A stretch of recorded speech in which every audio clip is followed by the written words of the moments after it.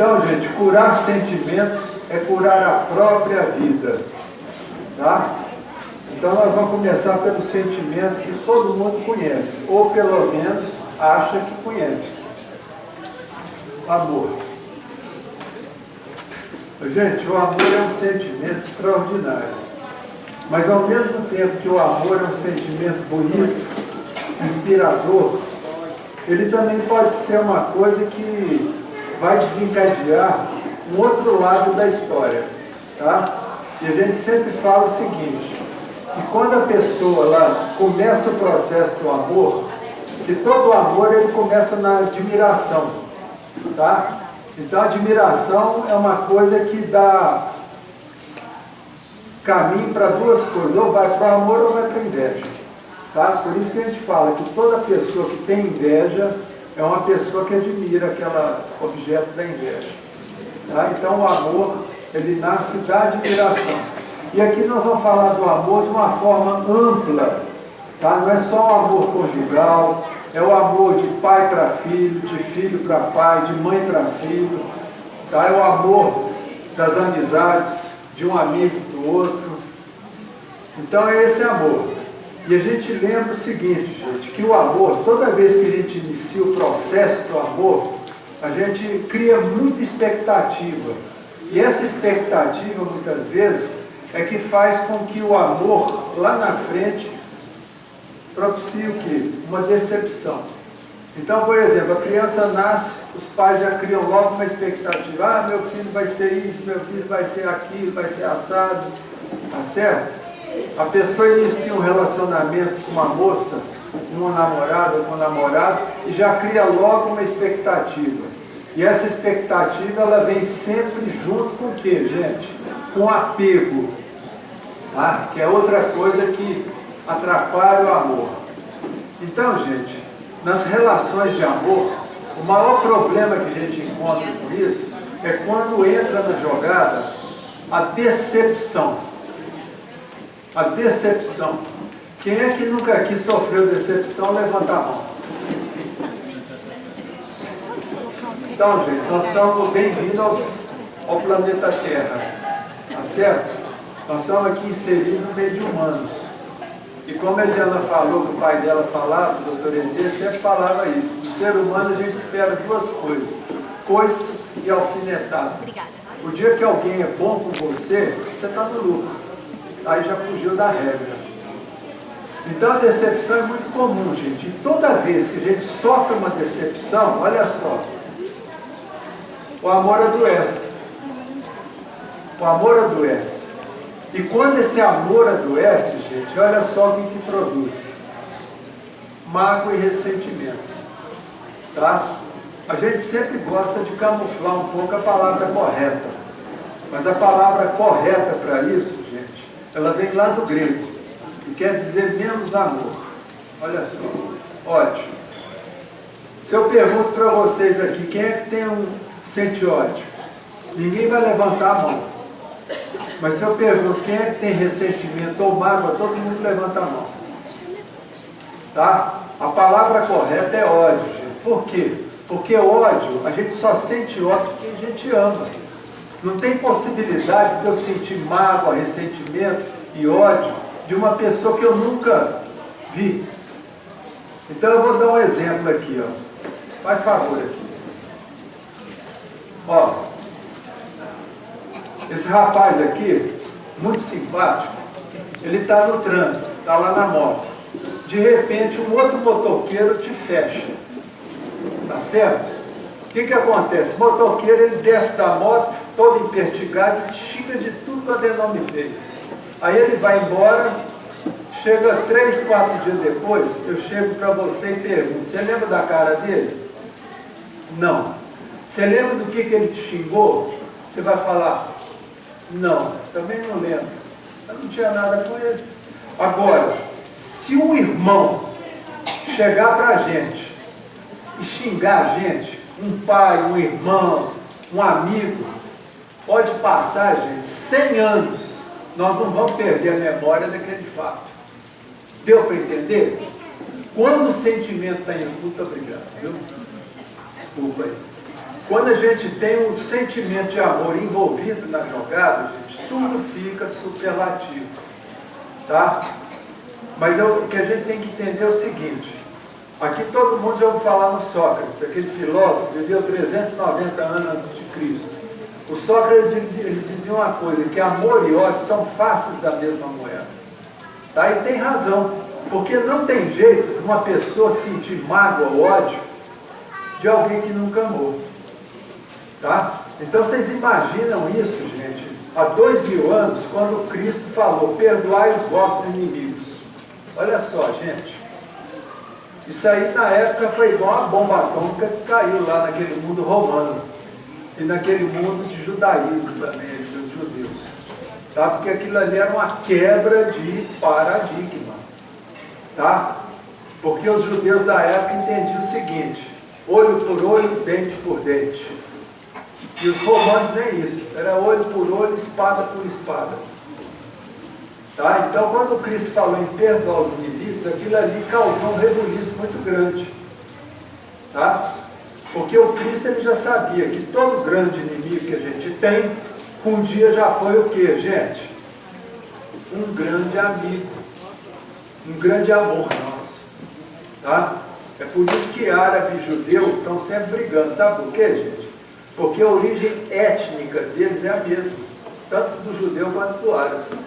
E deve ter acontecido lá para uns 5.000 anos atrás alguma lambança. E essa lambança vem trazendo até os dias de hoje.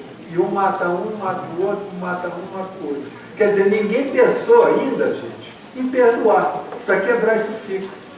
Vocês estão entendendo, gente? De ódio.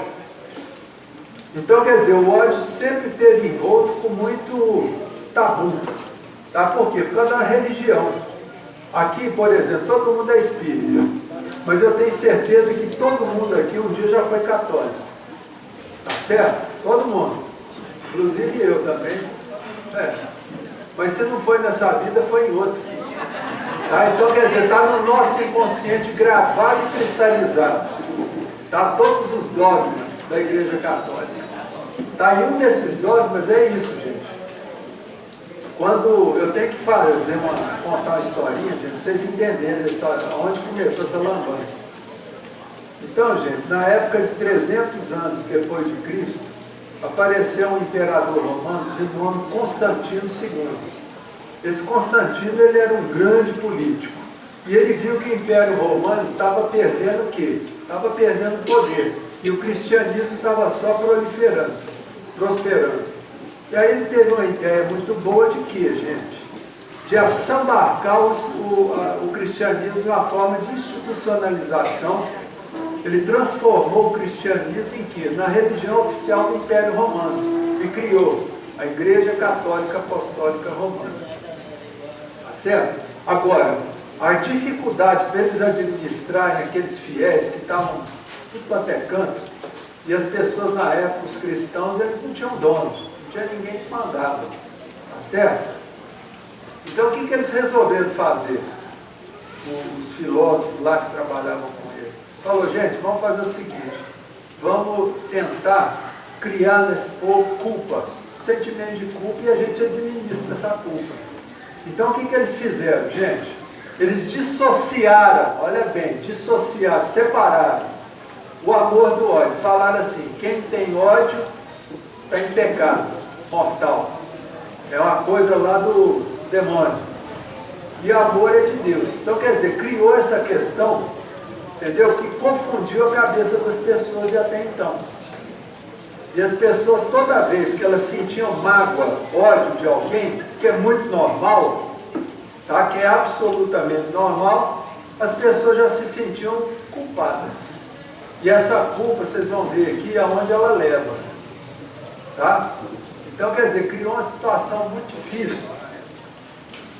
E aí a Igreja Católica, ela criou a instituição do confessionário. Para que essa instituição, gente? Ela criou isso para poder administrar o sentimento de culpa das pessoas. E isso nós estamos inseridos nisso até hoje, de uma forma inconsciente. Tá? Porque o nosso inconsciente grava tudo, desde o tempo lá das cavernas. Nós temos tudo gravado aqui dentro. É só fazer uma hipnose, uma regressão, que a gente vai chegando, vai desengavetando tudo. Vocês estão entendendo, gente? A situação? Embora a gente seja espírita, nós ainda o quê, gente? Acreditamos em muitos pecados. Foram criados lá para trás. E isso faz com que a gente sofra. Amor e ódio. Amor e ódio são faces da mesma moeda, gente. Só odeia quem muito ama. Olha só que o Jacques Lacan, que era um psicanalista francês, ele escreveu no livro dele: não se conhece nenhum amor sem ódio. Tá? E aí o nosso Freud, ele escreveu um ensaio que chama Pulsões de Seus Destinos, em 1915, mais de 100 anos atrás, em que ele falava o seguinte: o amor e o ódio, não raro, comparecem juntos, orientados para o mesmo objeto, o que determina a ambivalência afetiva. Então isso aí, gente, a gente vê nas relações de amor que a gente tem. Por exemplo, tem lá a esposa. O marido chega do trabalho e fala uma besteira para a mulher, ofende a mulher: você está muito chata, não sei o que tem. A mulher fica ofendida. Naquele momento a mulher fica com ódio do marido, rapidinho, tá? E aí passa uns 5 minutos, o marido, esperto, chega para a mulher no cangote dela e fala assim: ó, minha filha, você me perdoa, eu estava com muito problema no trabalho, mas eu te amo. Tá? Naquele momento que ele fala isso, a mulher já está amando ele novamente. Então, quer dizer, amor e ódio ficam variando em tudo quanto é relação, de pai para filho. Por exemplo, você tem um filho adolescente. Quem tem filho adolescente? Tá bom. Você nega, fala um não para o seu filho adolescente, ele já fica com ódio. Nossa, eu estou com ódio do meu pai. Aí o pai vai lá do lado, tal, com um jeitinho, passa a mão na cabeça do filho: ô meu filho, a hora que eu tiver dinheiro, quem sabe eu compro o que você está querendo. Aí naquele momento o amor novamente ele toma conta. Então nas relações, gente, isso funciona assim, fica assim, ó, sobe e desce, amor e ódio. Tá? Então a gente tem que lembrar isso, gente. Toda vez que a gente entra numa relação de amor, a gente tem que lembrar que a gente está um pacotinho ali, ó. Aqui está o amor e o ódio está aqui, ó. Qualquer decepçãozinha faz isso, ó. Tá? Então o que acontece, gente? O perdão ele é muito importante para regular esse vai e volta, esse sobe e desce do amor e do ódio. Tá? As armadilhas da culpa. Olha só. Então nós vamos falar da culpa. A Helena já falou um pouco da culpa, mas nós vamos falar aqui não. Gente, o sentimento de culpa é o sentimento mais besta que existe na vida do ser humano. Às vezes chega gente no meu consultório, muitas vezes, o sujeito marca a consulta e fala: eu quero ver porque minha vida não anda para frente. Como se eu fosse resolver isso. Tá? Mas a pessoa chega, tudo, a gente fala: bom, já que sua vida está amarrada, vamos ver o que está amarrando sua vida. Tá? E um dos sentimentos que mais amarra a vida do ser humano, gente, é o sentimento de culpa. Por quê? Aonde está localizado na linha do tempo o sentimento de culpa? Está no futuro ou está no passado ou está no presente? Hã? Passado, exatamente. Se está no passado, é uma coisa que fica te amarrando, igual aquela bola que vocês estão vendo aqui, ó. Está vendo? Isso aqui é a culpa, ó. Você tenta caminhar para frente, o negócio está arrastando, você puxa, o negócio não vai. Você entendeu? Você não consegue. Porque a culpa, vocês vão ver, eu vou mostrar aqui na frente, por que ela faz isso. Tá? Então, a gente tem que, primeira coisa, se a gente tem mágoa, ódio, ressentimento, não se culpem por esse sentimento, porque isso é absolutamente humano e normal. Tá? Poucas pessoas no mundo são inofendíveis, tá? Como Cristo era, como Gandhi foi. São pessoas que não se deixam ofender. Tá bom, gente? Aceite sua própria humanidade. Gente, nós temos que aceitar que nós não somos anjos ainda. Então nós somos humanos, cheios de defeitos, cheios de falhas, tropeça ali, tropica acolá, tá certo? Então a gente tem que ter paciência com a humanidade. E nas relações lembrar, quando eu vou me relacionar com uma pessoa, E eu estou me relacionando com o quê? Com extraterrestre ou com ser humano? Ser humano. Eu nunca vi um extraterrestre, mas eu conheço só o ser humano. A culpa, gente, ela é absolutamente improdutiva. Tá? A pessoa que cultiva o sentimento de culpa é uma pessoa que não consegue produzir absolutamente nada na vida. Tá certo? Domine o seu orgulho. Bom, e peça perdão. Gente, fez uma coisa errada, prejudicou alguém, a primeira coisa que a gente tem que fazer é tentar resolver essa questão. Se puder pedir desculpa, pedir perdão, vai lá e pede. Tá certo? Logo, para aquela culpa não se transformar em quê, gente? Em remorso. Tá? Olha só, gente. Eu vou falar aqui do ódio, gente, mas procure entender que o que eu vou falar aqui é para todo tipo de erro que a gente possa cometer na vida. Tá certo? Mas como nós estamos falando de amor e ódio, então vou falar do ódio. Então toda vez, gente, que eu sinto ódio de uma pessoa que eu amo, principalmente, gente, da figura parental. O que é a figura parental? É papai e mamãe. Tá? Porque a gente tem que entender o seguinte, que nós que somos espíritos, a gente sabe muito bem que pai e mãe é pai e mãe por uma circunstância. Mas numa outra existência passada pode ter sido um namorado, pode ter sido um irmão, pode ter sido um marido, uma esposa, mas nessa vida é pai e mãe. Tá? Mas o que acontece? Toda vez que a gente tem mágoa, ódio de um pai, por exemplo, que às vezes o pai é um sujeito meio besta, um canalha, bebe muito, bate na mulher, bate nos filhos, a pessoa naturalmente ela tem ódio. Tá? Mas ao mesmo tempo que ela sente ódio, de forma absolutamente inconsciente, gente, é inconsciente isso. Ela entra nessa equação aqui, gente, da culpa, do remorso. Ela vai fazer um remorso, e quando ela faz um remorso, gente, para onde vocês acham que a pessoa vai caminhar de forma inconsciente? Para uma autopunição. Ela vai fazer uma autopunição. Tá? E isso é inexorável. Tá? Isso aqui é a lei de causa e efeito. Só do lado negativo. Porque tem a lei de causa e efeito do lado positivo. Você faz o bem, você recebe o bem. Mas se você faz o mal, o trem vem. Vocês estão vendo aí o Brasil, passando a limpa aí, lambança toda. Então essa autopunição, gente, como que nós vamos fazer essa autopunição? Olha só. Doença. Primeira coisa, gente, aqui quem é que tem doença?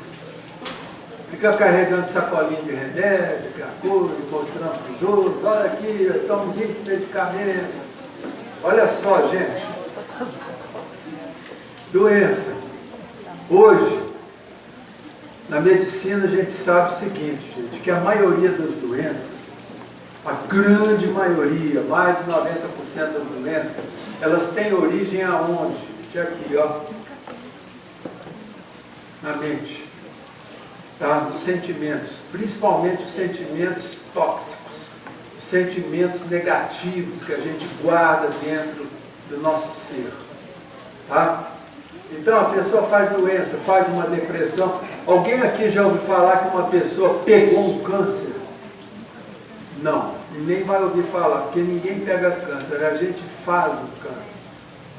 A gente faz uma depressão, a gente faz um transtorno de ansiedade, a gente faz uma doença autoimune, tá certo? A gente faz uma diabetes, a gente faz uma hipertensão, uma pressão alta, tá? Outra coisa, acidentes. Às vezes, a maioria dos acidentes, eles ocorrem, gente, quando a pessoa está num estado depressivo, tá? Então, por exemplo, hoje nas CIPAs que tem, que a gente faz palestra, eu sempre falo, ó, pessoal da área médica aqui da enfermaria, observar as pessoas que estão com depressão, tá? Porque a depressão, ela leva a pessoa a fazer um acidente, uma coisa qualquer, tá? E o acidente é o quê, gente? É a pessoa distrair. E como que você distrai? É a mente da gente que distrai. Você vai atravessar uma rua e se distrai e não vê uma moto que está vindo ali, ó. A moto te pega. Tá? Às vezes você é carpinteiro, você enfia a mão lá na serra circular e corta o dedo. Então tem que tomar cuidado, viu, gente? Porque até o acidente é uma forma de autopunição. Tá? Vocês veem, por exemplo, os acidentes automobilísticos, tá? As pessoas enfiam o carro debaixo do caminhão e não tinha nada ali. Você entendeu? De forma que ninguém explica. Tá? Mas já foi feito, por exemplo, uma pesquisa nesse sentido pelo governo americano. Tá? Na década de 70 eles fizeram isso, porque lá nos Estados Unidos as estradas são muito boas, tudo. Então estava tendo muito acidente. E aí o governo americano solicitou a Associação de Psiquiatria na época para fazer uma pesquisa. Por quê? O que eles chegaram à conclusão, gente? Que 73% das pessoas que eram responsáveis por um acidente automobilístico, tá? Elas tiveram episódio de depressão e não trataram. Ou se trataram, pararam com o tratamento de supetão, por conta própria. Tá? E o restante era por causa das intempéries, com defeito mecânico. Tá certo? Então, quer dizer, mostrou que depressão é uma doença muito séria. Tá? Outra coisa também, gente, que é uma autopunição, são os insucessos que a gente causa na nossa vida. Tá? Todo tipo de insucesso. Insucesso financeiro, insucesso em relacionamento. Tá? Por exemplo, vou dar um exemplo aqui, ó. Uma pessoa, uma moça, uma vez, o pai dela me ligou, falou, ó, quero só atender minha filha e tal, porque minha filha tem o dedo podre, ela só arruma homem que não presta. Aí eu já falei, bom, eu já sei por quê. Olha só, esse sujeito, ele foi lá no consultório, levou a filha dele, e aí ele é meio atrevido, ele era um homem pequenininho, baixinho, e aí sentou lá no sofá lá e falou, ó, doutor, essa filha minha aqui só arruma homem que não presta. Parece que ela não tem vergonha na cara. Eu falei, meu amigo, que eu fiquei com dó da moça lá, eu tinha 36 anos da moça. Eu falei, meu amigo, é o seguinte, a sua filha só arruma homem que não presta, porque provavelmente o senhor também não presta, como pai nem como marido. E ela tem um ódio profundo pelo senhor. Por isso que ela está fazendo isso. Arrumando só um que não presta. Aí eu falei para ele, então agora só vai sair daqui do consultório e ficar lá fora esperando. Eu vou passar aqui algumas horas com a sua filha para ensinar ela a perdoar o senhor. A hora que ela perdoar o senhor, ela nunca mais vai arrumar um que não presta. Tá? Olha só. A pessoa tinha sentimento de culpa por ter ódio do pai. E qual era a autopunição dela? Ela arrumava só um que não presta.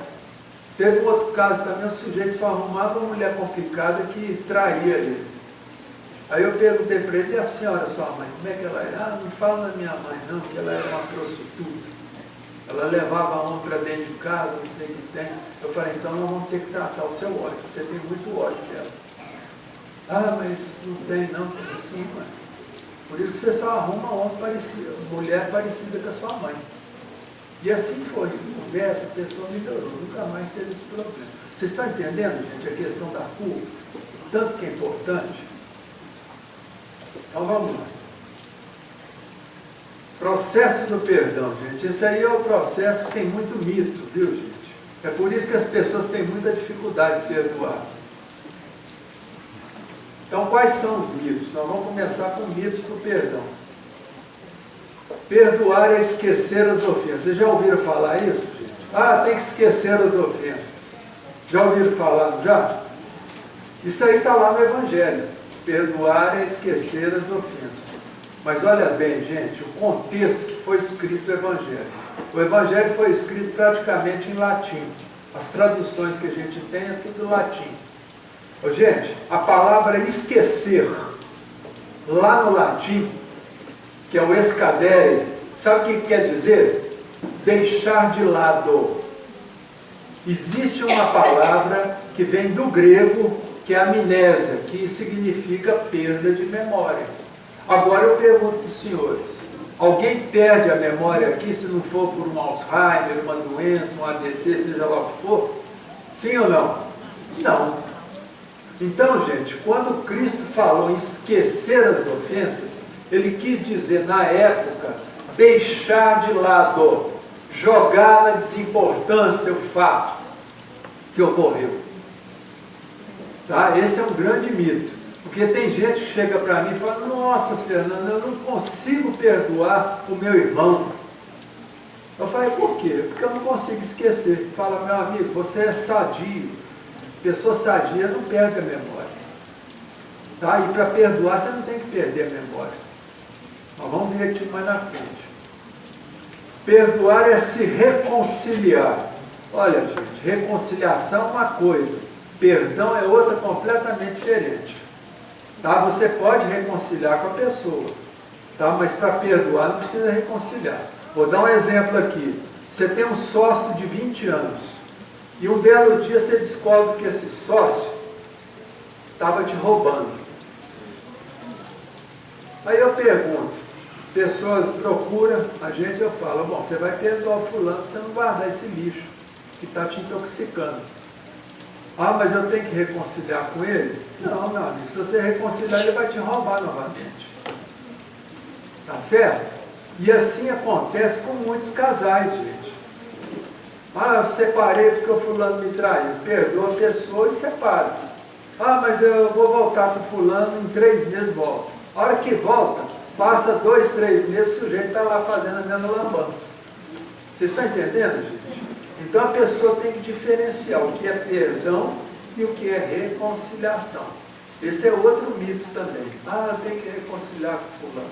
O fulano não precisa nem saber que você perdoou ele. O perdão é uma coisa para nós. Não é para você ficar, sair no trombone aí, no microfone e falar, eu estou perdoando o fulano que me assaltou. Não. Tá? Isso aí é orgulho. Você quer ser melhor do que o outro. Tá?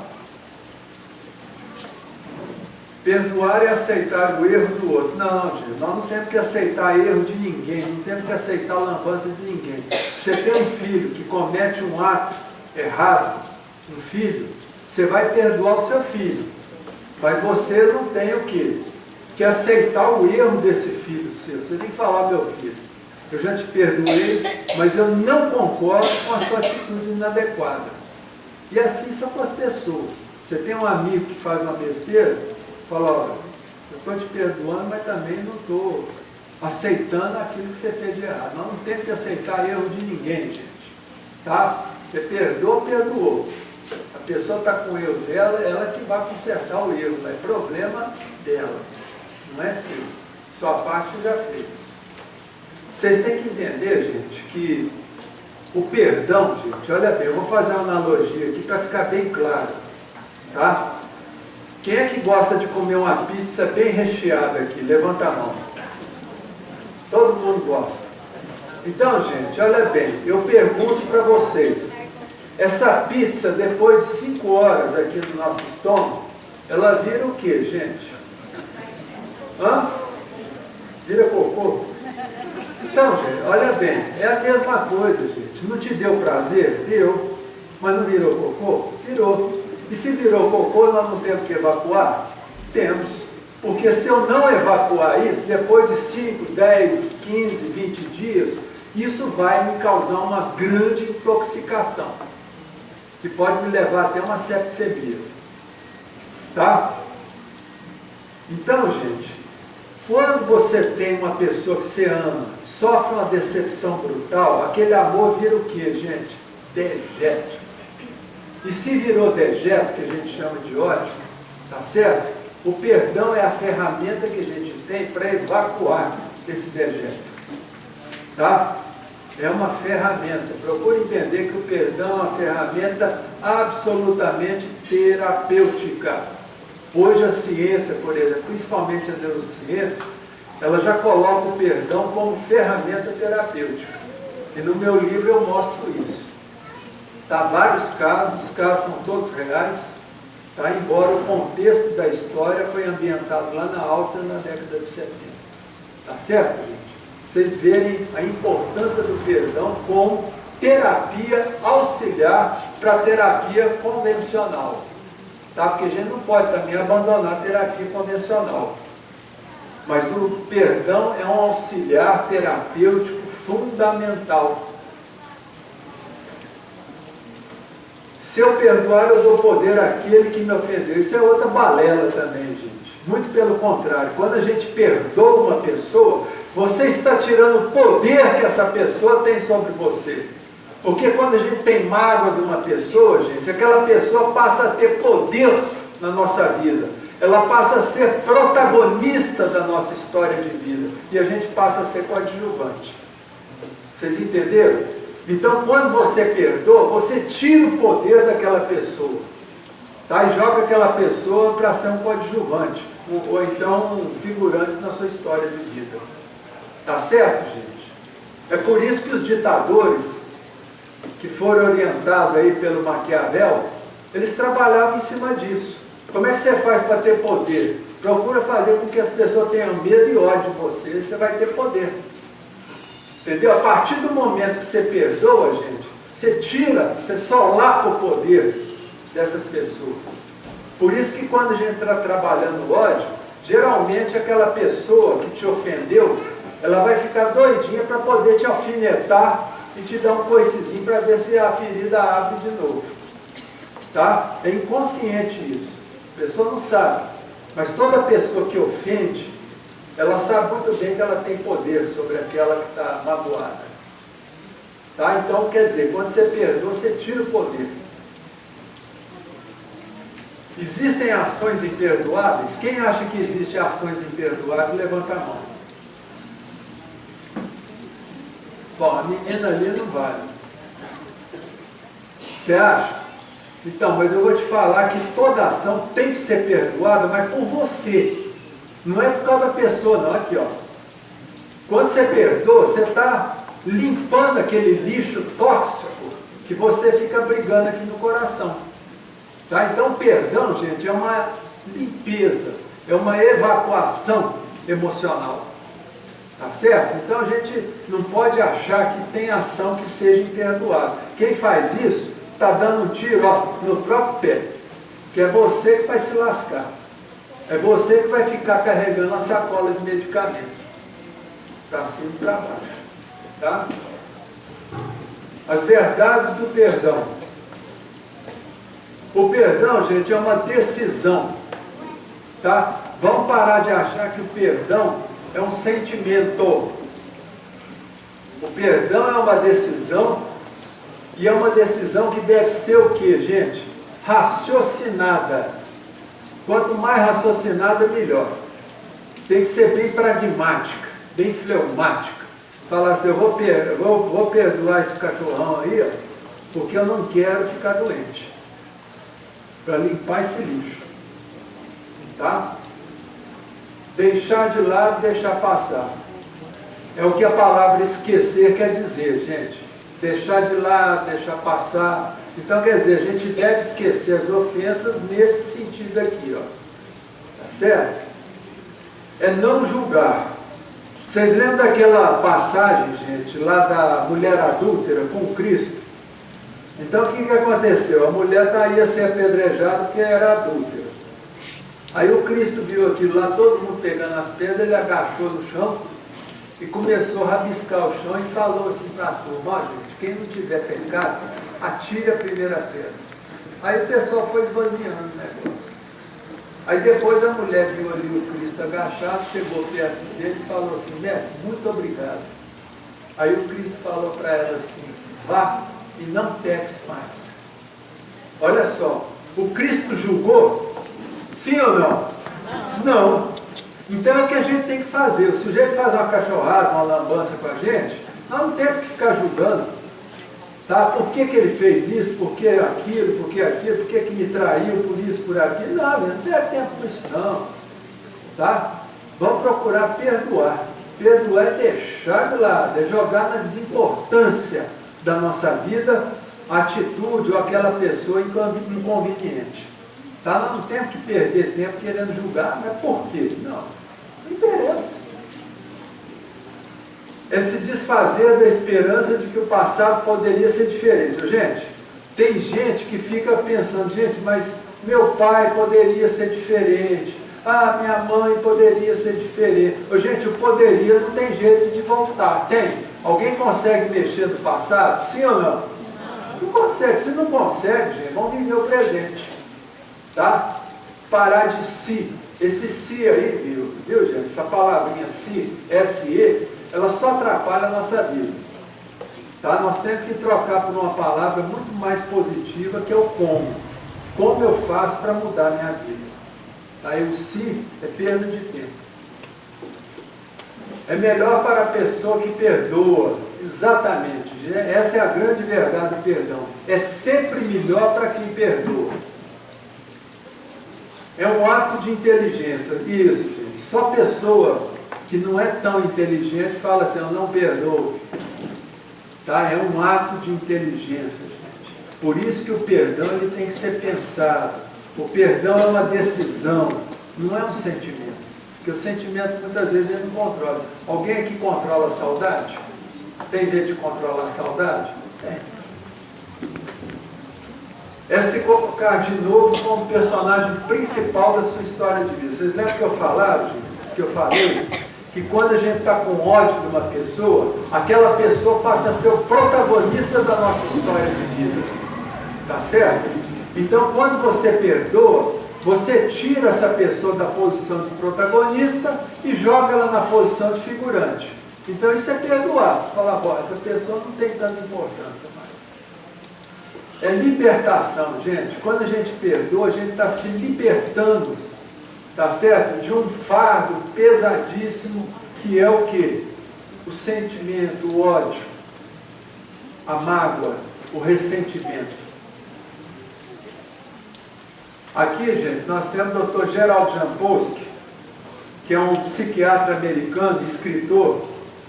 Até 1975, o Dr. Gerald Jampolsky, ele era alcoólatra. Tá? E aí ele resolveu mudar isso. Ele resolveu sair do pântano da autopiedade e dar uma volta na vida dele. Nessa época, ele conheceu aquela Diane Cirincione. Tá? E eles fundaram, lá na Califórnia, na região ali de São Francisco, que tem até hoje, lá o Centro de Cura das Atitudes, tá? Que é para curar as atitudes das pessoas, principalmente na questão do perdão, ensinar as pessoas a perdoarem. Tá? E o Dr. Gerald Jampolsky, lá em Los Angeles, na UCLA, na UCLA, o povo fala, lá tem um centro médico, e lá ele faz uma pesquisa nesse centro médico, na região, na área da oncologia. Tá? E o Dr. Gerald Jampolsky, ele coloca uma quantidade de pessoas e outra quantidade fazendo tratamento convencional. Mas uma dessas partes, ele trabalha a questão dos sentimentos, do perdão, da culpa, essas coisas. E ele notou o seguinte, que as pessoas que trabalham sentimentos e que curam sentimentos, elas tiveram uma taxa de remissão maior no câncer, na luta contra o câncer. Mais rápido, foi mais rápida a remissão. Tá certo? E todos eles tratando de forma convencional. Tá certo? Então vamos ver o que o Dr. Gerald Jampolsky fala. 50% das pessoas não perdoam seus pais. Isso é pesquisa, viu, gente? 75% dos divorciados não perdoam seus companheiros. A cura das atitudes ajuda a nos distanciar da posição de vítima. Que, gente, é a pior posição que tem, é de vítima.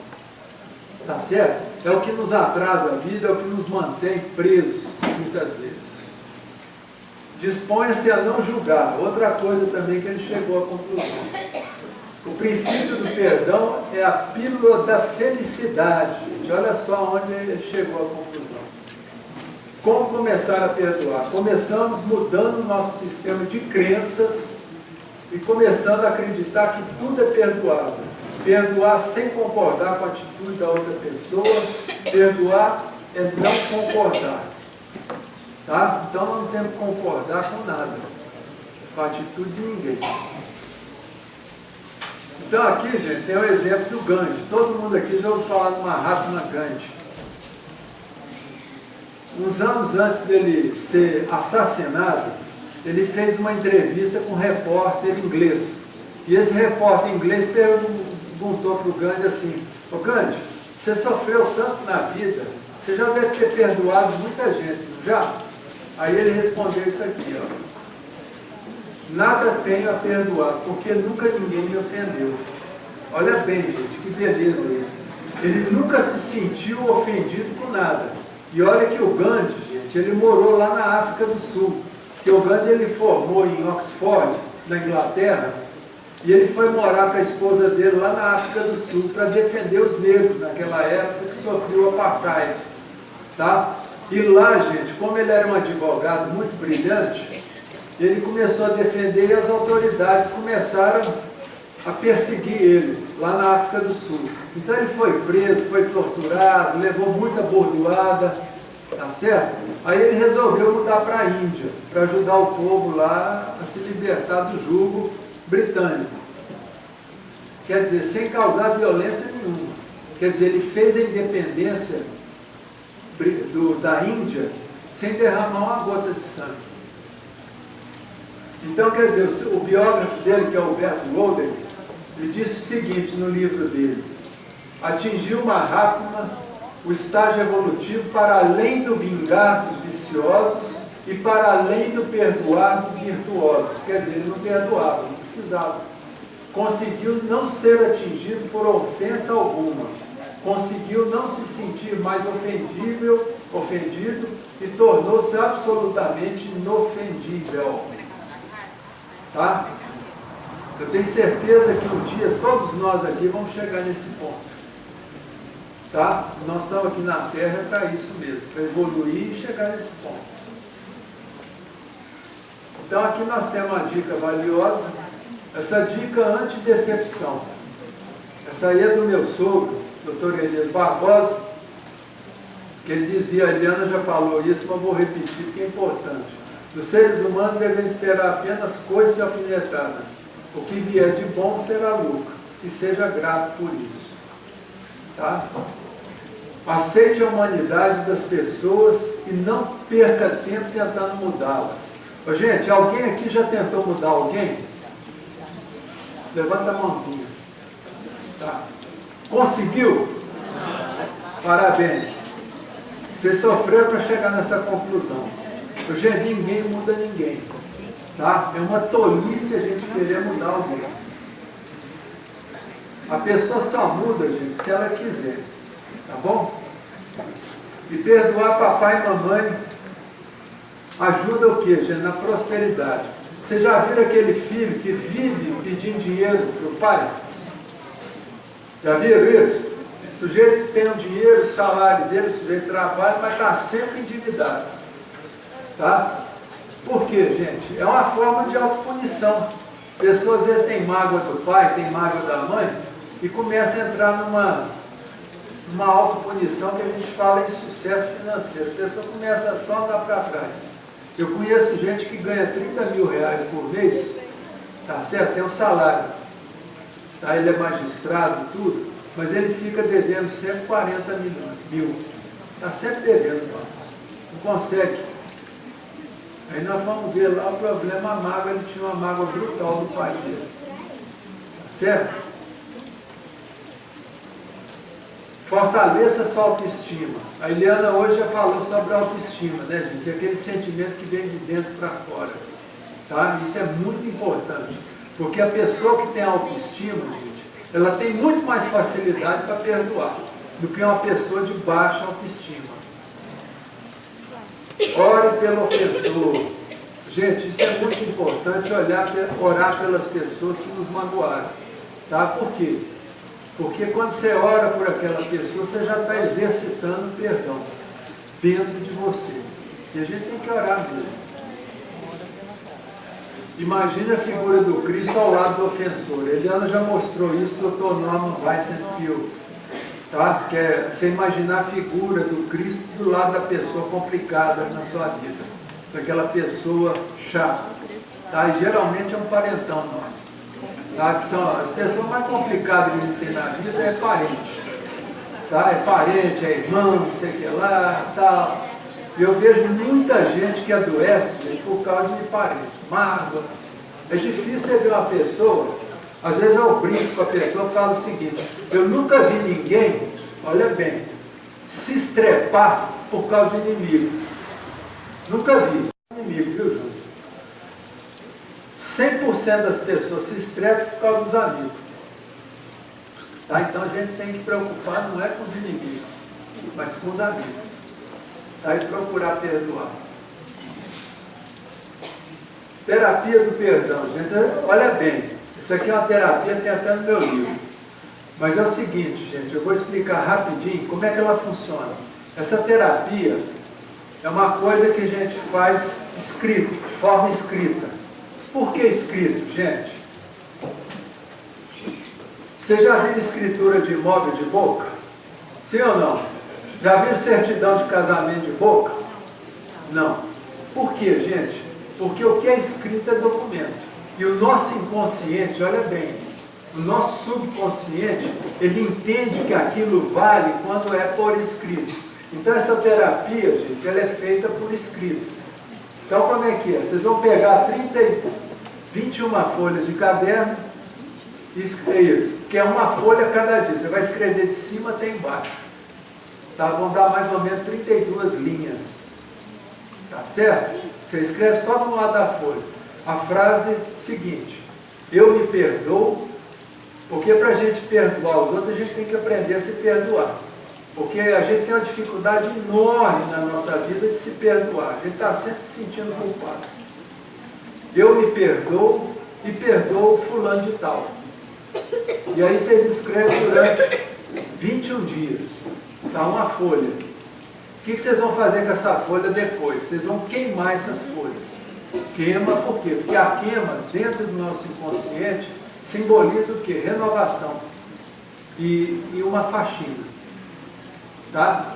Então você queima folha por folha. Aí depois o que a gente faz com a cinza que sobrou? Onde a gente joga dejeto, gente? No vaso sanitário. Aí vocês vão pegar a cinza e jogar no vaso sanitário. A hora que jogar no vaso, na hora que for dar descarga, faz uma pequena prece, mais ou menos assim: meu Deus, que esse ódio que eu guardei durante tantos anos possa ir para o esgoto, junto com essa cinza. E dá descarga. Tá? É simbólico. Tá certo? Mas funciona, viu, gente? Nós temos muita experiência, casos e casos que já foi feito, que funciona bastante. A outra terapia, gente, é a terapia do colo. Vocês sabem onde é que é o colo no corpo humano, gente? É a porção terminal de onde? É o intestino que vai chegando lá perto da saída mesmo. Tá? É onde é formado as fezes. Quer dizer, o cocô é formado ali no colo. Tá? Eu falei colo, mas o nome da terapia é isso aqui, gente, ó.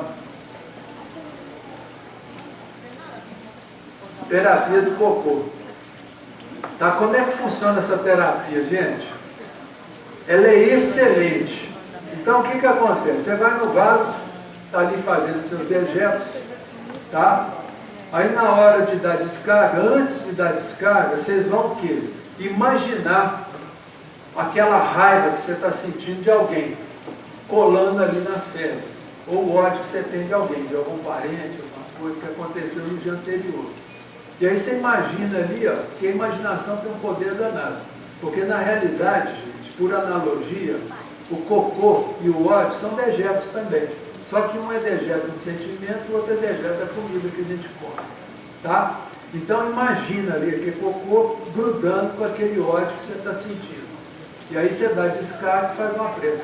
Fala: meu Deus, que esse cocô aqui vai embora grudado com o ódio que eu estou sentindo na minha sogra. Tá certo? Pronto, vai dar descarga ali, pronto. Vocês vão sentir, gente, isso não é brincadeira não. É um alívio imediato. Isso aí é igual tomar Sonrisal, gente. Dá um alívio na hora. Tá? Se alguém não acreditar, eu vou fazer um pequeno teste com vocês aqui. Vocês vão ver o que é o poder da imaginação. Todo mundo fecha o olho. Por favor. Imagina que nós estamos entrando agora num pomar, cheio de limoeiro. E vocês estão com canivetezinho aí na mão, segurando o canivetinho. Tá? Agora nós vamos chegar debaixo do limoeiro, pegar um limão, vamos cortar esse limão. Agora eu quero que vocês aproximem o pedaço que vocês cortaram do limão da boca. Aproxima da boca. Isso. Vocês estão sentindo travar a boca, gente? Todo mundo está sentindo salivar e travar a boca? Sim ou não?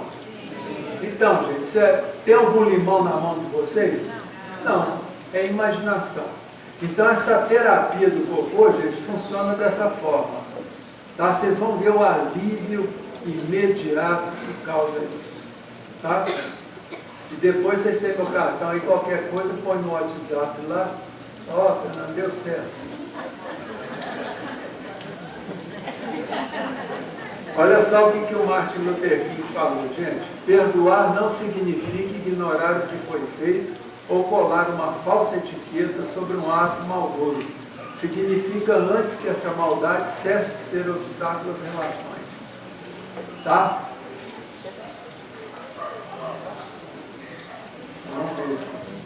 Agora aqui, gente, isso aqui foi extraído de um livro psicografado por Chico Xavier, do André Luiz. Tá? E olha só esse capítulo, o que ele fala no fim. Vamos observar. Já está terminando, viu?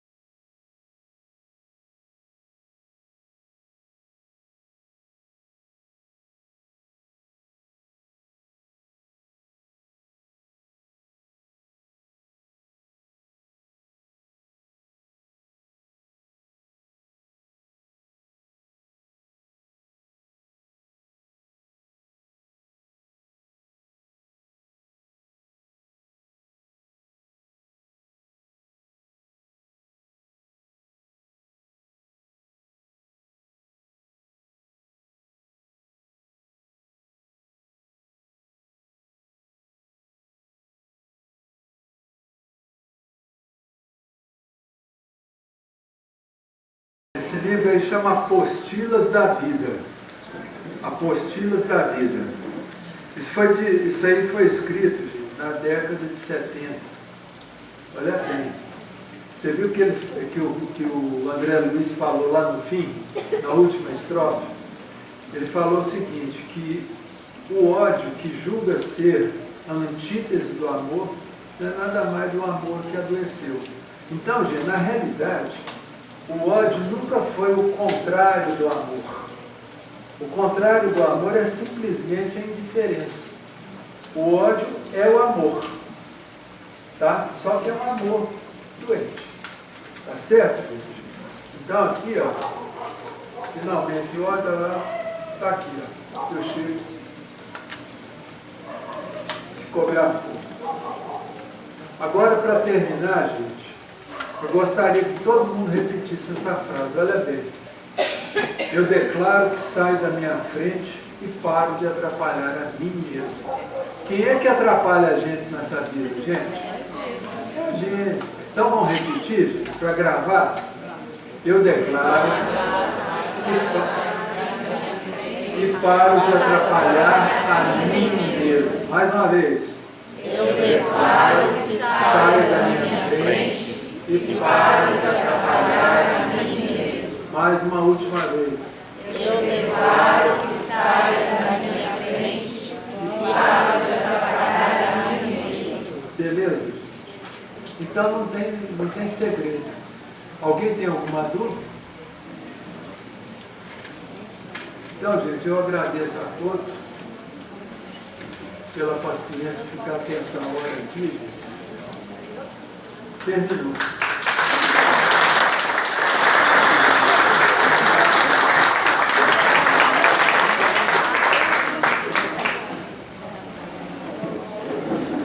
Obrigado.